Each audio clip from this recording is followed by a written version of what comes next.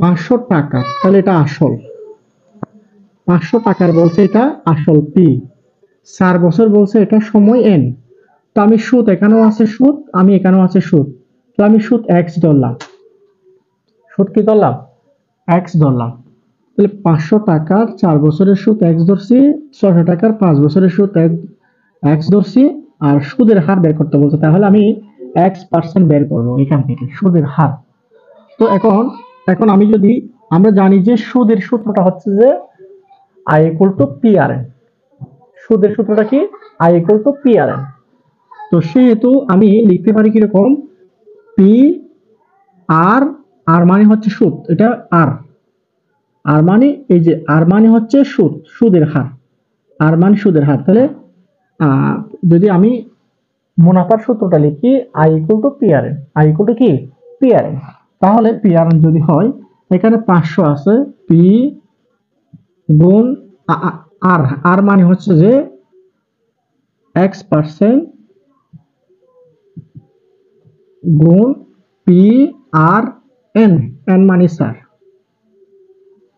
এই যেটা, এই জিনিসটা হচ্ছে প্রথম বছরের জন্য, যেটার জন্য 500 টাকার 4 বছরের সুদ। তো আমি এখানে যদি একটু কাজ করি, 500 গুণ এক্স মানে হচ্ছে এক্স বাই 100 গুণ 4, 0 0 কাটা যাবে, 0 0 কাটা যাবে, তাহলে এখানে থাকতেছে 4 5 20x। এই প্রথমটাতে আমি পাইছি 20x, এর পরেরটাতে 600 টাকার 5 বছরের সুদ। একইভাবে 600 গুণ X% গুণ গুণ 5 বছর, এই যেটা এভাবে করে আমি এটারও সুদ বের করব, এটারও সুদ বের করব। একত্রে নাকি 500 টাকা বলছে আমাদেরকে, একত্রে কত টাকা? 500 টাকা। তাহলে এখানে যদি আমি বের করি 600 গুণ X% মানে হচ্ছে X বাই 100 গুণ 5, এই 0 0 চলে যাবে, এই 0 0 চলে যাবে, তাহলে 5 6 কত? 30, 30x। এই যে 20x এবং 30x একত্রে যোগ করলে কত টাকা হবে? 500 টাকা। তাহলে এখান থেকে যদি আমরা x এর মানটা বের করতে পারি, তাহলে সুদের হারটা আমরা পেয়ে যাব।